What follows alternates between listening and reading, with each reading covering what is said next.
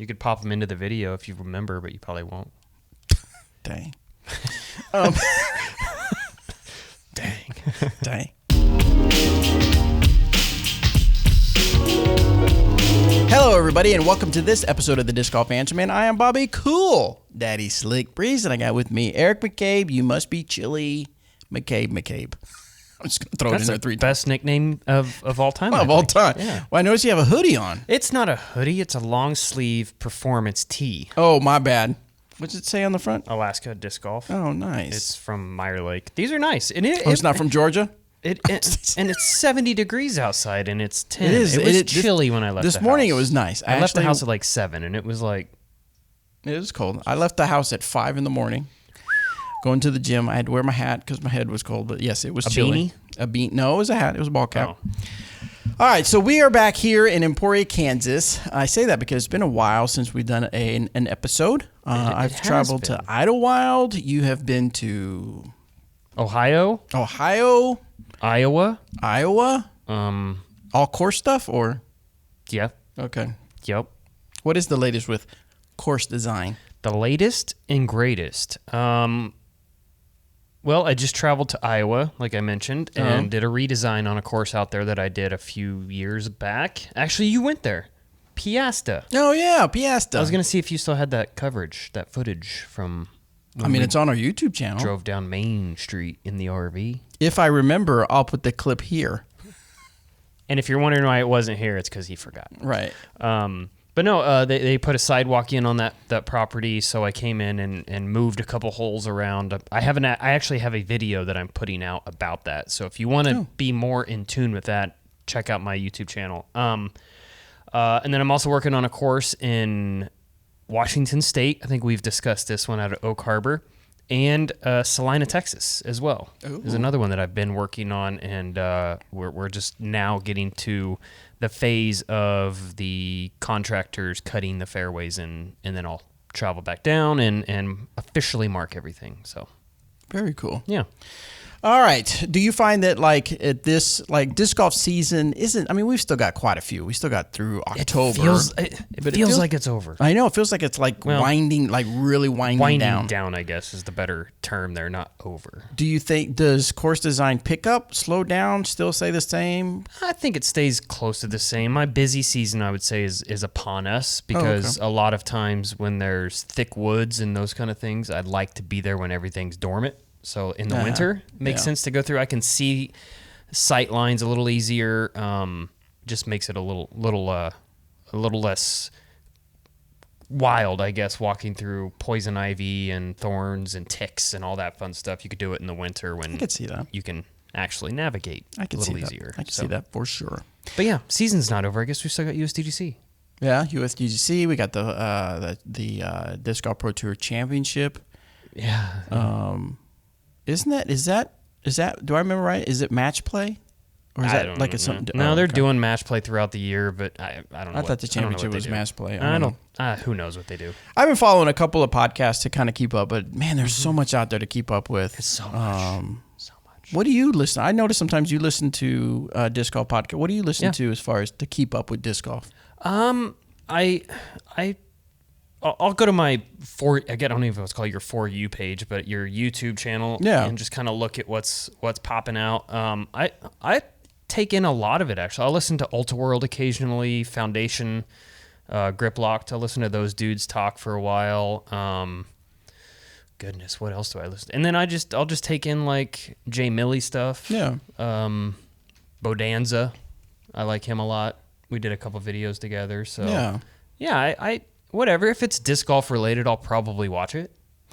I need to reach out to Bodanza to get him on the show because I'd like to learn a little bit more about him to have an interview. Yeah. I liked it, yes. The Upshot I listened to, Grip Lock I listened to, and then one that I surprisingly, and nothing, no offense, nothing against them, but surprisingly, you don't listen to Disc Golf World. Oh yeah, I listen to them. Yeah, I'll listen to them. For a while, absolutely. I felt like they were kind of clickbaity. Like, I mean, they are to an extent. But before, it felt like they were worse. Yeah, I think they've got some feedback from their fan base, but I enjoy it. I mean, it's quick. It talks about the event that just happened, everything that you needed to know that went down. Yeah. I do. I'll listen. They are on my sub list with the little bell, and I get notifications when they drop things. So 100%. Smash that bell. Yeah, and I say no offense. I didn't mean, what I meant was at the beginning when I first got back into like, okay, I need to like just really start soaking in social media disc golf stuff. It felt like a lot of their stuff was sensationalized, like the TMZ of disc golf. Okay. And it feels like that's either slowed down or whatever. But yeah, they're one that I feel like Ultra World used to be like that though. That's they used true. to be the TMZ style of we don't care, we're going to talk about our opinions and things like that. And they've kind of toned back a little bit and just done like player interviews or things like that. You didn't even mention Smashbox. I mean, I watch it all day Tuesday. Is that because that's how long it is? That's an old running joke. Yeah. No, occasionally I have watched Smashbox. I'll watch it depending. Sometimes it depends on who's on the show, or if I just get a notification that they're live. You know, it's just not my thing. The long format. Mm-hmm. I know some people enjoy it, and a lot of people enjoy it. And kudos to Terry and Johnny V. Obviously, they've been around for the longest time. Mm-hmm. But I just like the quick bites of Disc Golf World and some of the other guys, especially like Grip Lock. Well, they'll do a full episode and then they'll put it into like 10, 12-minute chunks. Gotcha. Like I'll listen to on the way to work or on the way to the gym, and so I get little bites, in which that's what I really Debate enjoy. Night. Do you ever watch Debate Night? I have watched a few Debate Night, depending on the topic, and that's something that I even mentioned to you, that maybe that's something be fun to kind of get into, is like grab a couple of our team players or something like that. Just have a round table discussion. Get on discuss. We already have the round table. It's right there. We do have a triangle, and no, we don't have a triangle. No, that would be kind of wild, a triangle table. Triangle table? Yeah. So anyway, I don't know why I went off on that tangent. That's a good tangent. If you're watching, if you're just listening, I apologize. But if you're watching, we have several discs on our table that we're going to talk about. We have a lot of new releases, some that are already out, some that are coming out very soon, and then some that actually won't come out till another month, but we're super excited about them. If you are watching or listening to this on Spotify, we do upload the video on Spotify, since Spotify is kind of pushing the whole video. But if you are an audio-only listeners, you'll have to come check out the clips to see the actual disc, but we'll talk about it. So and I also want to talk about some events that we have coming up as well. But first, let's jump into something that's already out, and that is the Fusion Heist. Now, we released the Heist in a Lucid Orbit, which went over very well. It kind of had a little bit of a slow start, but I think as people started learning more about it, they grabbed a hold of it and they're loving the Heist. Yeah, it's a good disc. So now we have the Fusion that just came out last Thursday, I believe. Mm-hmm. Yeah, so last Thursday. So tell us about the Heist, Eric. What were you thinking when you said this needs to be a disc? This needs to be a disc. Well, you know how much I love the Trespass. Yes. How much I have preached about the Trespass for, 12 years, however long that disc has been out. Yeah. And there's just something about a beat-in, seasoned Trespass, and that, to me, is exactly what the Heist is. So fresh out the box, if you need a seasoned Trespass, this is exactly what you're going to be reaching for. For me, I love hyzer flipping it and getting nice big turnover shots. For my weak forehand, it does work great for hyzer flips on that as well. And I know Bobby uses it a lot for even...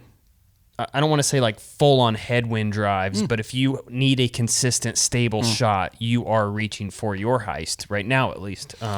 Great disc, though. I'm very excited about it, and I think Fusion, it just looks really clean. The plastic feels nice. I mean, it doesn't feel like some of that older, like, I don't know how to explain the old Fusion stuff that felt like it would beat in relatively fast. This stuff feels very durable and grippy, and it's a little softer. So I think these are going to be a winner. Yeah, I definitely like, because it's a speed 12, right on the high end of what I go for, but definitely in the wind. But yes, with a headwind. But I just recently went out to a course in Tulsa, or Broken Arrow, and I did a round where I threw the Heist, Treason, Renegade, and Trespass and kind of compared. So nice. I think that went over well. And the Heist became a disc that will be in my bag. It's not the one I'm going to grab all the time, but if it's a headwind, for sure grab the Heist. Yeah.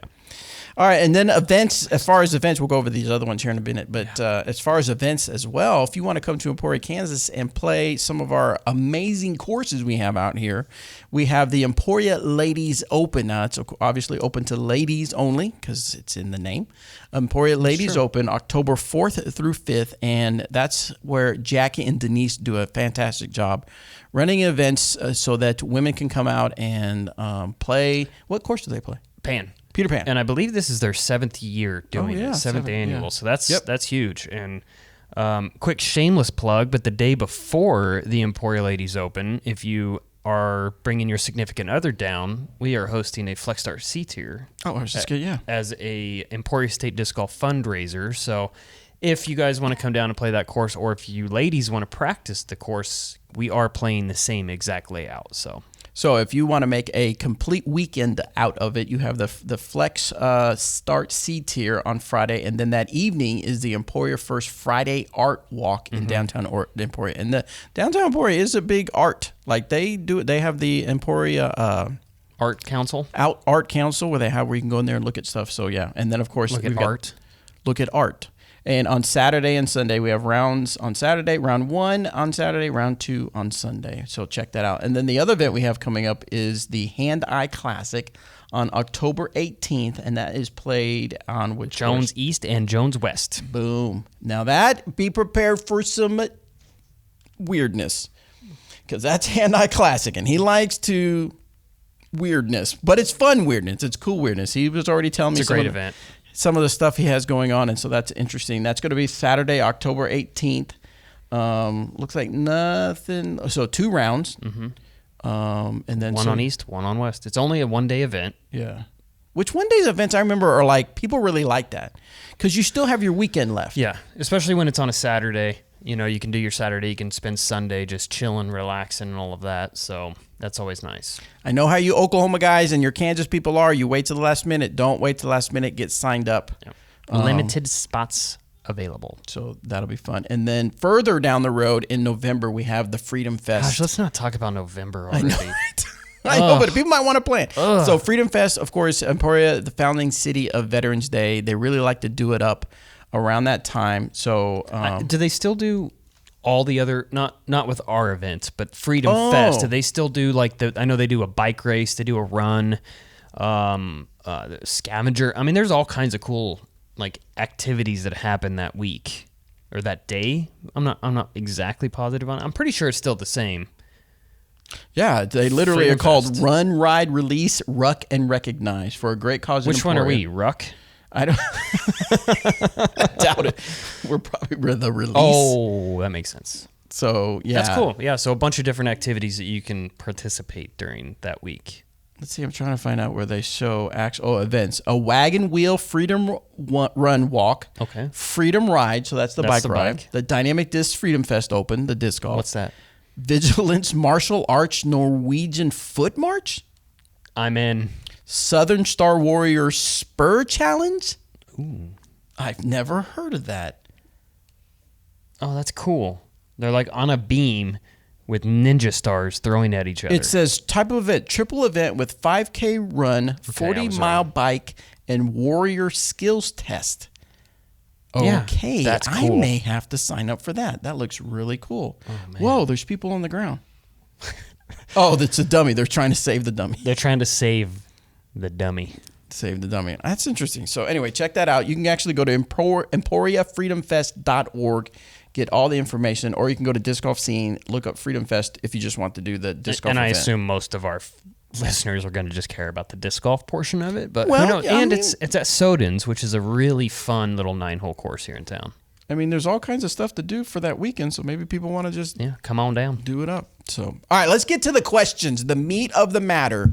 The meat and potatoes. Meat and potatoes. So remember, you can go to discgolfanswerman.com, submit your disc golf questions, and we will get them on the air. We appreciate you guys sending all your questions in. This first one's from Matthew. Mr. Slick Breeze, for the dynamic driver lineup for you, what is a good slightly understable, stable, then slightly overstable disc? 10 to 12 speeds, preferably. Well, we kind of went over it. The Heist is a new one that's in my bag that I'm going to have for I wouldn't say it's I could say it's slightly overstable for me. Sure. Stable to overstable. I would say it's slightly overstable for you. So that's one. And now if it's a lot of wind and I'm trying to really get around a tree or really get around with a hyzer, I'm going trespass. Mm-hmm. Go down a little bit lower, and that's going to be a Renegade. The Renegade, I can get a little more glide, a little more flat throw with that. Mm-hmm. And then we go with the Treason that's got that nice little push. Someone threw it the other day and said, well, that's got a nice push. I was like, that makes a lot of sense. Mm-hmm. It just pushes forward? Yeah, it just pushes forward. And so the Treason is one that I'm really liking. Now, I did mention in my video and on my live update that I'm thinking about testing out more speed 8s and speed 9s to see how they fly for me. And not just think of them only as a fairway driver, but maybe off the tee driver. So maybe that'll help a little bit. As far as understable, I got a beat-in Maverick that I really like that's understable. And the Motive has been really good for an understable disc that if I throw it on an anhyzer, will keep that turn going. But if I throw it nice and flat, it'll give me the little bit of turn, but then that fade will kick in right at the very end. A nice little easy fade. Yeah. So I like that. So thanks for the question, Matthew. Yeah, that's a good question. Next one is Joe P. Does wind affect a disc thrown on forehand the same way it would for backhand? For example, a right-hand backhand throw into a headwind makes the disc less stable. Does a right-hand forehand throw into a headwind also become less stable? Yes, because it's just different rotations on the disc. Okay. It's no different than a lefty throwing a backhand.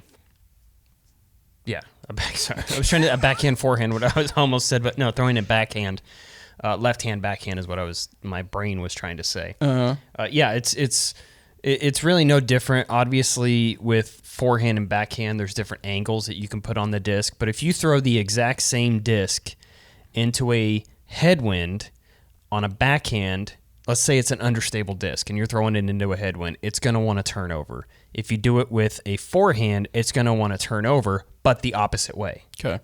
So a right-hand backhand turnover shot is going to move to the right, and a forehand is going to move to the left. Does that make sense? Yes. So yes, to answer your question, they fly the same but different. I really need to work on my forehand because I don't have a great forehand at all. So, boy, is that true. And I don't know if that's true or not, actually. No, it's very true. And then it's even like figuring out which disc to use as a forehand thrower. Mm-hmm. What would you tell me if I'm like, I need to get better at my forehand? What would you tell me I need to? I would tell you right now to start working with the escape, and not like just no different than these drift ones. Yeah. How you just nice and easy. That's what you should be doing. Not with the drift one, but right. a heavier escape. But it's a neutral flying disc, so it'll help you with your angles, and it'll expose what your issues are. Got you. So that's I would tell you to do. All right, so the next disc that we're going to talk about is something that Eric is super excited about, and that is the new the Drift Sergeant. No, sorry. Yeah, that's his new distance driver, the Drift Sergeant.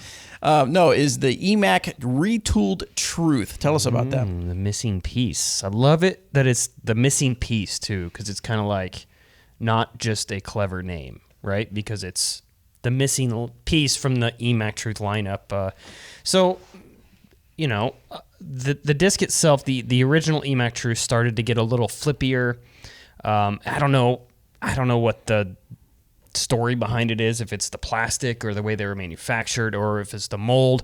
But I reached out to Oscar over at Latitude and said, hey, man, can we make this just a touch more stable? I want this disc to fly like the flight numbers intend. So 5502 is what the flight numbers for the EMAC Truth are, and I wanted them to fly like that. And the new ones were, they were 5.5 probably.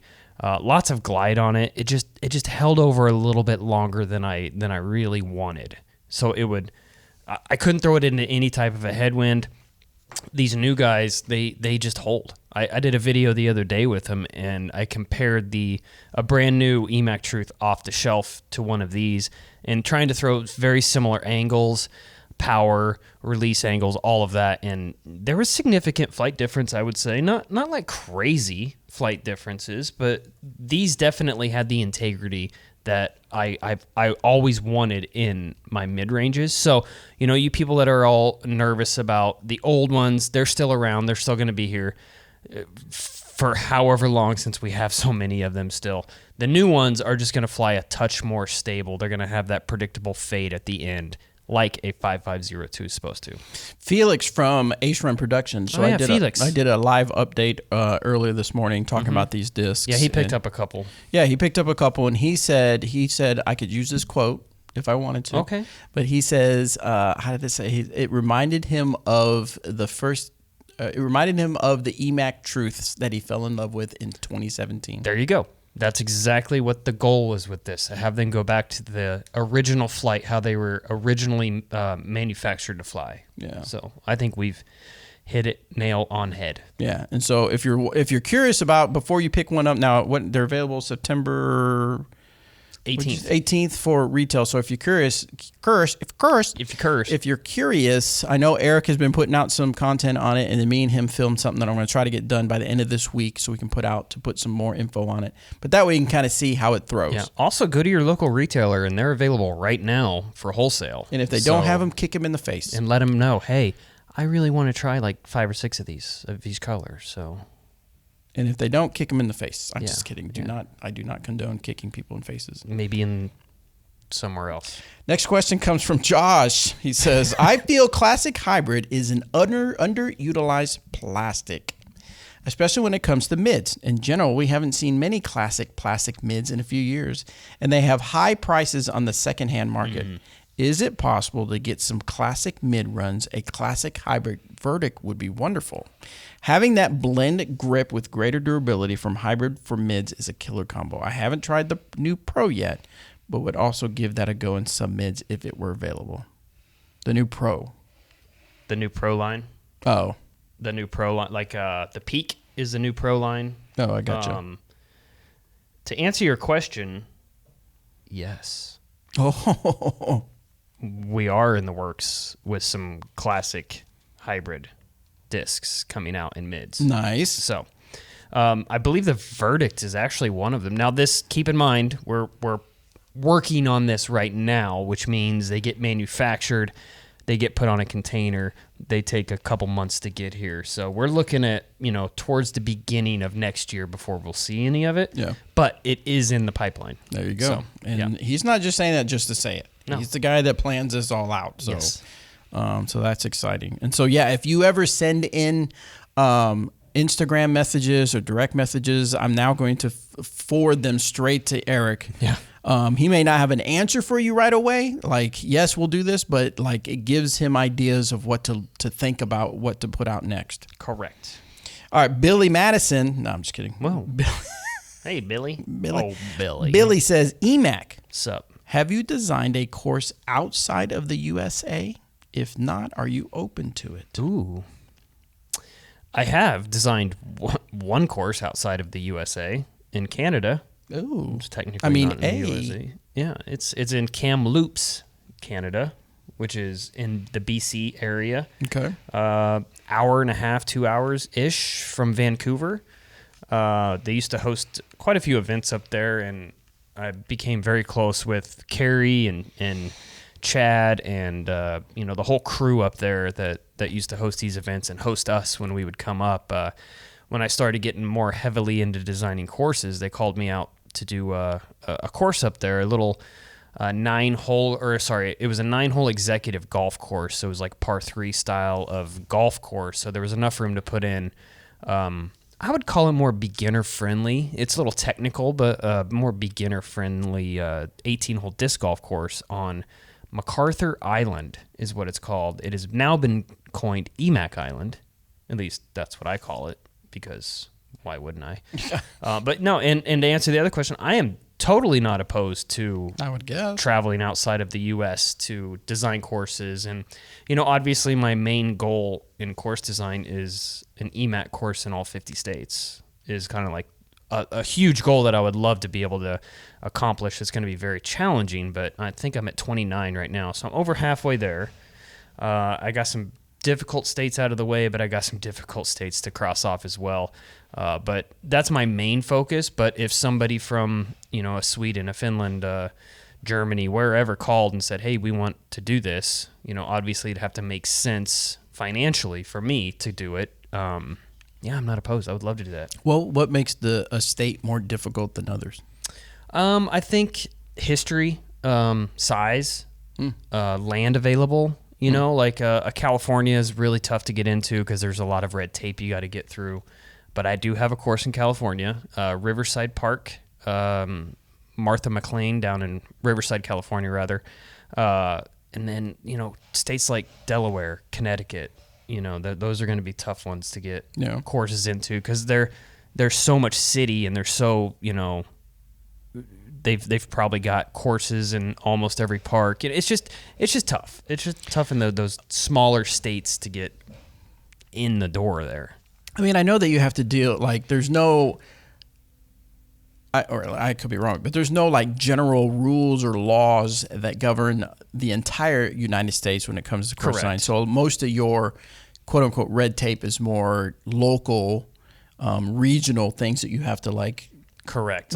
California, think of California, the red tape there is insurance. Yeah. Is this course going to be insured? We got to worry about someone getting hit by a disc and who are they going to sue? Are they going to sue the city, the state, the park? Do you think... Excuse me. Do you think overseas is going to be even more challenging? Oh, yeah. I would assume so because, obviously I'd be working there. So I'd have to figure out what type. Do you have to get a work visa to do those kind of things? So I haven't looked, maybe I'll talk to Avery about that. We have an NRPA trip coming up, but he does a lot of courses overseas. Yeah. But I know he does a lot with the Paul Macbeth Foundation, though, on his courses overseas, so I don't know if those are all under the foundation and pro bono, right? Or what the situation is there. So interesting. So, yeah, it is. It's very interesting. But I would, to answer the question, I would love to have a course in Europe somewhere. I think that'd be really cool. All right, Tyler has a duo of dynamic questions for a dynamic duo. First, we'll start with Eric. Eric, I know that you are obviously a member of #Team EMAC Judge. Yes. Your name is on it, for gosh sakes. Yes. I know I'm a ride or die Team Marshal. Any chance of it getting back into production? I'm running low on my stock of prime Marshals for putting and throwing. Uh-oh. Well, we literally just released Marshall's last ride. Oh yeah, so you better last ride or die. You better launch onto those bad boys because that more than likely will be one of the last runs we're going to see of the Marshal. When was that put out? Fairly recently? Very recent. I don't even know if it's released retail yet. Let's see. I'm going to look it up. Marshal. Awkward. Yeah, awkward. No, okay, 7 days. So 7 days from today. The 11th. 9/11. Oh, I think you did. You show me that stamp? I can't remember if you showed me that earlier. Yeah, it's got the little tombstone with the cowboy hat. Because it's got the Halloween colors? That one is like Halloween colors. Kind of no, it's not really. Oh. I mean, it could be. Ones. It could be because it's dark and it's a grave site. Yeah, he's dead. Okay, so and these are classic soft orbits. Yeah, they look fantastic. They look beautiful, and it's not just the white. Some of them have the white flight plate and different color rims, but some of them are all different colors, like orange in the middle, black in the middle, pink in the middle with blue rim. So yeah, they look fantastic. 7 days from basically today, right? What's today? No, today's Wednesday. So a week from tomorrow on 9/11, you can pick those bad boys up. So stock up, my friend. Stock up, my friend. It's can you bring it back? We're yeah, we did. Yeah, for you. Yeah, just one. This is just for you. One more run. That's crazy. All right, so let's talk about. Wait, he had one more question. Oh, that's right. Yeah, it was the duo. The duo. Sorry. Okay, this question is for me, Bobby. I am starting my YouTube channel, Go and Grow Disc Golf. Nice, dude. My hope is to inspire people to just get out there and play disc golf. I plan to share things that help my game grow while showcasing dynamic discs in the process. Sweet. Thank you for doing that. Question, do you think short form videos, YouTube Shorts, or Instagram Reels are a must for success, or will high quality long form videos be enough? I have plans for different types of video series, but wanted to hear your thoughts. So the question is, do you think short form videos are a must, or high quality long form videos? Both. I mean, is that right? Yes, it is. Because you could take the long long form videos and cut it up into Yes. short. So here's what you got to think of. You have to, in a sense, you have to think of yourself and think of YouTube, Instagram, TikTok, Facebook, whatever. Those are distribution channels. So you have a message that you want to put out there. These are your distribution channels. Just like if a movie gets out, their distribution channels are the movie theater, the DVDs. Do people still do No, DVDs? Absolutely. So the VHS. No, definitely not VHS. And then of course the streaming services, and then of course the digital downloads where you pay to watch it, and then does it eventually end up on Netflix? Anyway, my point is that the YouTube long form is just a different way to put your message out there in a long format where you can do it either slow or do it really quick, cuts and edits, whatever your style is, go for it. The shorts is a different way of telling a similar story or breaking up your story into bite size. Now, as far as, okay, I'm going to go in the weeds here for a little bit, but as far as even your Instagram account, you have to think of Instagram Reels as a way of getting outside of your follower bubble, because they tend to show Instagram Reels to people that don't follow you or people of interest. Like if they're interested in disc golf or interested in cooking, they're going to start pushing out those particular Reels. Well, I was going to say a good example of that is when you are on Instagram and you click the Reels and start scrolling, majority of the time you're not following those Reels that you're seeing. Right, yeah. And that's the thing is that YouTube long form, your YouTube channel is more of a like, I want to find when you the habits is I want to look up this particular topic. Either it's disc golf tournaments, disc golf education, or cooking, or political stuff, the news, or whatever you're into. You Disc Golf Answer Man, video gaming. You actually look for that. But when you think of Reels, in other words, you are seeking out the content. But if you think of Instagram Reels and YouTube Shorts, that's more of the platform feeding you the content. Because if you think about it, like you said, if you're just thumbing through Shorts and thumbing through Reels, you're just literally watching thumb up, watching thumb up, watching thumb up. And it's pushing it out to you what it thinks you want to watch. And then it learns from that. So if you stay on a video longer, or you tend to watch this topic a little bit longer than others, they're going to feed you more of that. That's like a lot of information. So I would say your best bet to start out is to put together your long form YouTube videos, tell your story there, and then take it and create bite-sized chunks. Don't just literally cut things and put it on YouTube Shorts. Make the YouTube Shorts its own thing, but you can grab that content from your long form, if that makes sense. Yeah, totally. So that's a good thing. Good luck to you. And let us know what your YouTube channel is so I can check it out. Tag us in it. Yeah, tag us in it. And yeah, I think that's awesome. We were going to talk about the drift now. Let's do the drift. Let's do the drift. Is that a new dance move? Yeah.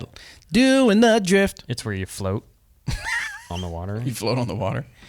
So the drift is in 4 molds. Now, tell us the story. I tried to tell a story on the live updates earlier today. Yeah. Tell us the story, because drift is not a new. It's and not if you've new. been a long-time follower, you know. 2015? Yeah, this is not new to us. Yeah, so we came out with the idea to come out with a floating plastic is what we wanted to, because there wasn't a whole lot on the market at the time for discs that float, and a lot of people were losing discs, especially on courses like we have here in Emporia, where there's a lot of water. So we came out with the idea to drift plastic. It was a great name.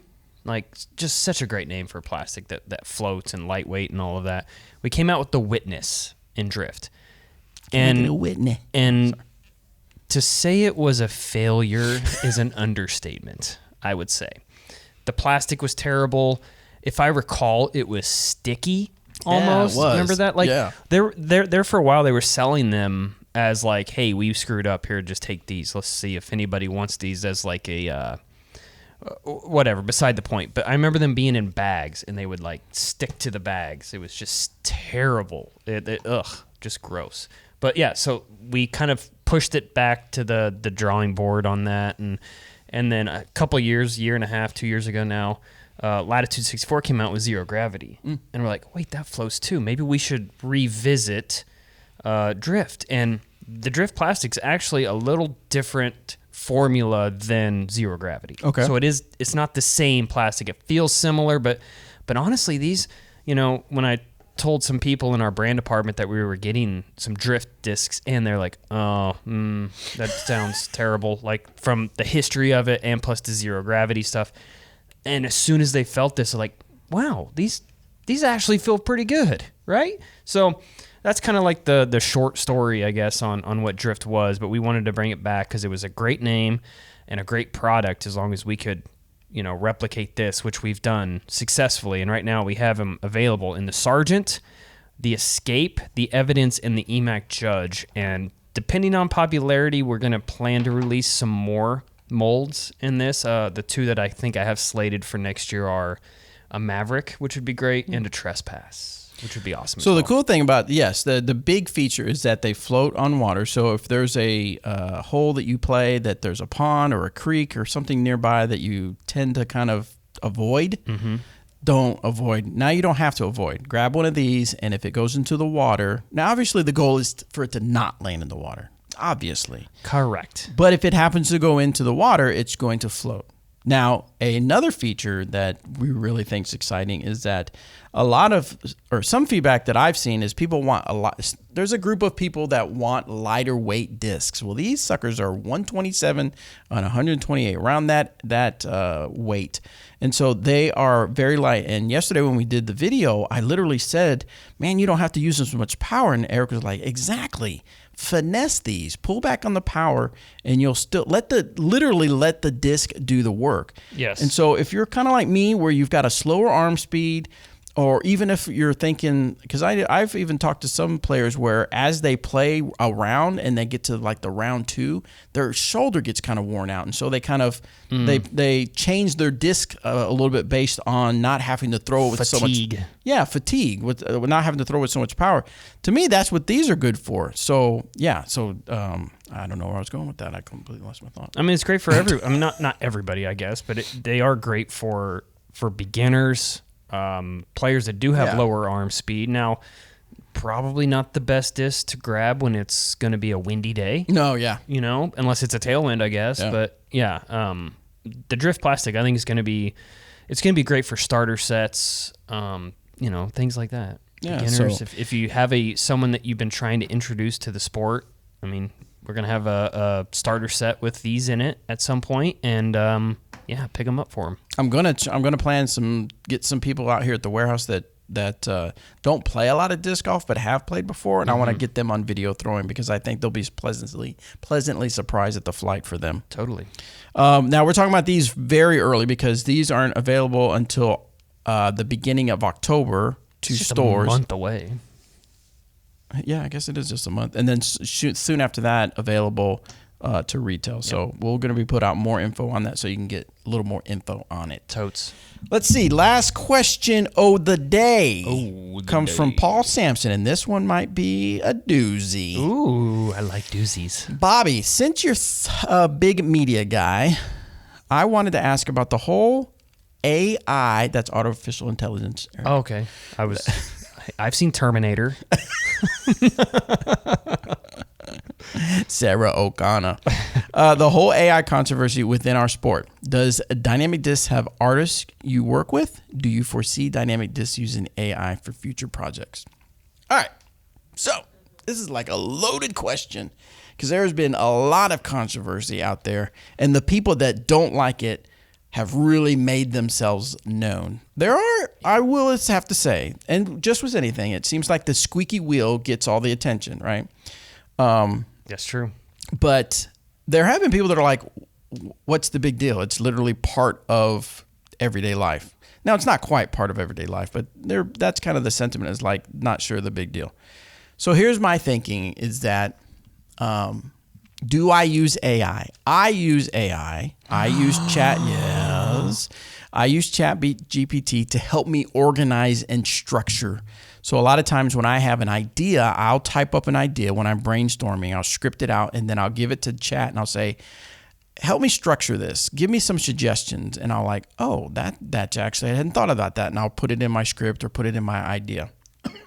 Or if I have a phone call and I write down my notes, I'll give it to chat and have it give me it in a outline structure. So I use AI for that.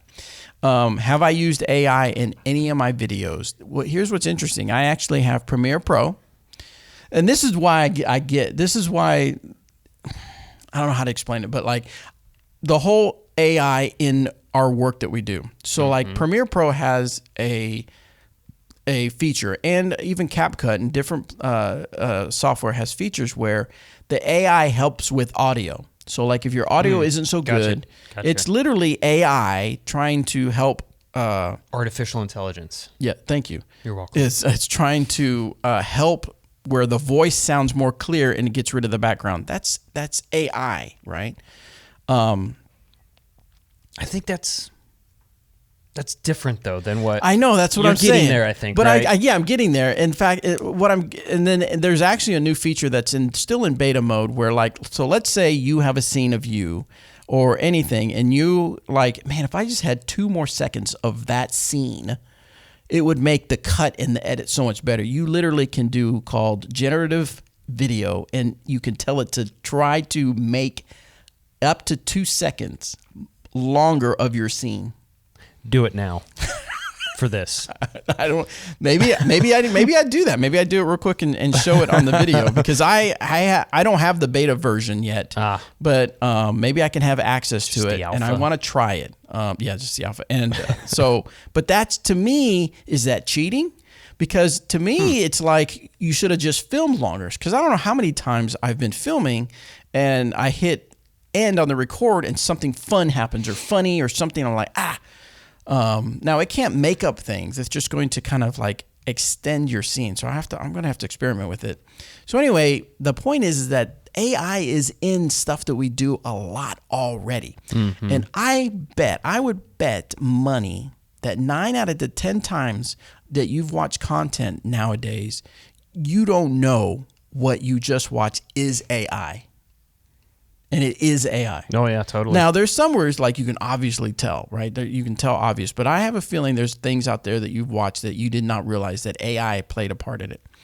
Now, I don't like the idea of AI stealing an artist's job, right? You're seeing all kinds of headlines that are being sensationalized where I just saw something where Salesforce or some software service just laid off 4,000 employees because they said the head of the place said AI can do the job of these 4,000 employees. Now, I don't know if it's sensationalized or if it's a true headline. I quickly saw it and didn't read the whole article. So that's not a good thing, right? That's not good for AI to take people's job. And so, no, I don't think it's right for companies to simply just rely only on AI to create artwork and stamps. Do I think AI can aid someone in it? I think it's okay. That's my opinion. I've seen a few opinions where people are like, if there's any AI in it, then you've taken someone's job. But I think AI... What about the person that's creating the AI? Like that's typing it into the... Well, they say, who said it? I think Temp said that he read somewhere that AI is not... How did he say? AI is not going to take the... Wait. AI is something to do where, like, if you don't know AI, then you're definitely going to be out of a job because the people that know AI and how to implement it in their job are the ones that are still going to have jobs. I don't know. What are your thoughts? Artificial intelligence. That's I don't know. I'm torn on it. You've seen it, right? What they're talking about, the stamp that was put out. Yes, I have seen it. Yes, and it was probably AI. I don't know. I can't say 100%. I don't think no one's definitively said it is. Yeah, but gosh, I don't even know where to go with this statement. Like, I am a firm believer in paint artists. And to answer your question, yes, we do have a couple graphic artists on staff here at Dynamic. Yes, and we also have a handful that we work with outside of DD. So, and as the product manager, I am the one creating kind of the stamps, I suppose, or at least the idea for the stamps. And I send those over to our 2 graphic designers, and they come up with the ideas if they think they can attack it or if they want to hire someone else out to do it. If they hire someone else to do it, who's to say this person's not using AI? And here's the other thing, in my opinion, it's going to be really hard in the future to tell the difference, right? Yeah. It's only going to get better, I guess you would say, right? Yeah, you always have to think what you just saw is literally the worst it'll ever be. Yeah. Because it'll only get better. That's crazy to think about. And I'm all for paying artists and that, which we do here. That's any design I've ever come out with has been from an artist or someone that I had draw it up, So I'm a firm believer in that. I don't know, man. It's a weird situation, and I'm not super familiar with all the AI stuff aside from even in Gmail that you type it up. You want me to what is it called? Gemini? Yeah, they'll like clean it up for you. Yeah. The whole thing. That's basically AI, right? It's a different AI. Voice than So there's a lot of it out there, and I think there's some good use for it. I prefer not to see it on artwork on discs. Yeah, I mean, 100%. It does artwork on discs. It's definitely artwork. There's definitely something to be said to where it's going. I don't want everything to become generic and bland, and that's what it feels like when we're using AI right now. Is that it becomes generic and bland, and we use AI to hurry up the process and to a cheap way of getting to the end product, which is an image. But I think in the end, that's where going the cheap route will cost you, right? Now I get nervous. No, I don't get nervous, but I've thought about it, like as far as like even video editing, right? I mean, there are services out there where I can plug in, and I've tried it with the Disc Golf Answer Man. I've tried it with a couple of our challenge videos where I gave it to, I think it's called Opus Clips and a couple others, because I just want to learn. I want to see how it is, and it's just not that good. It doesn't, sometimes it picks the right moments, but I still have to go in and edit it, so there still has to be a human involved. Now I do like when it gives me the transcripts. I do like when it gives me summaries, and then I can take that summary and I can rewrite it. So it's definitely a useful tool for me, but I don't see it as a tool for our graphic designers or artists, where we're just going to go, hey, we're just going to tell AI to create the image of a trespass stamp and then put that on a stamp. Right. I don't ever see any part of me making the decision of saying, yes, that's a good choice. Right. Agreed. Yeah. I agree with that. Now, 10 years from now, dude, could AI all of a sudden have a style and tone and to where it is kind of like an artist? I don't know. That's weird to think. Because right now AI is just what a learning language model. It's just, I've understood it as it's just predicting based on its ability to know and search what's out on the internet. And so it's just giving you the logical answer to things. And that's why, to me, what's organizing and summarizing and structure makes sense. But it's not, some people have said it's not literally artificial intelligence. It's not sentient. It's not a thing that really can think for itself. It's just predictive. It's just predicting what would be the next thing to say, what would be the logical answer to what you're asking. It's not a mind where it's thinking for itself. Right. Interesting. But do you think we'll get there? I think we will get there sometime. It's scary. It's so scary. It's so scary. It is very controversial, and it touches base on in disc golf because of the art stuff that's going out there. Because it is. I mean, I've had fun with it. I've done things where I've uploaded a picture and had it made me grow a big afro. I've done that. Interesting. I've done one where I had me and my wife, and it was a picture where we're just kind of, like a selfie picture. We were on vacation. And it was Grok, which is X's or Twitter's AI, Elon stuff. And it said I loaded it and it said make a fun scene, and it shows me and Misty looking at each other, and then it shows Misty body slamming me into the water. It's so weird. And I showed it. Weird. I showed it to her and I was laughing. She goes, "Don't ever show me that again, and don't ever do that again with our pictures." Now she wasn't like super mad, but it was just one. It's a weirdness. It is weird. I don't like it's that. going to mess with our head and distort our brains. Yeah, it's scary. Like even CapCut. If you edit in CapCut now, I can go in there and it'll recognize a face, and I can say, make my jaw thinner, make my eyebrows this, make my eyes smaller, bigger, make my nose smaller, That's so bigger. weird. I don't like that. It's. I know. But it's like when you're going to be watching something and you're going to think, am I really watching what that person looks like? Like this episode of the Disc Golf Answer Man. It's not real. It's not real. As we melt.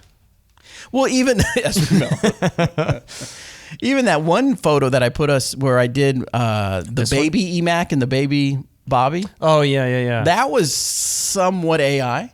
I would say so, yeah. That was taking our images and predicting what we would look like as funny. babies. I like that.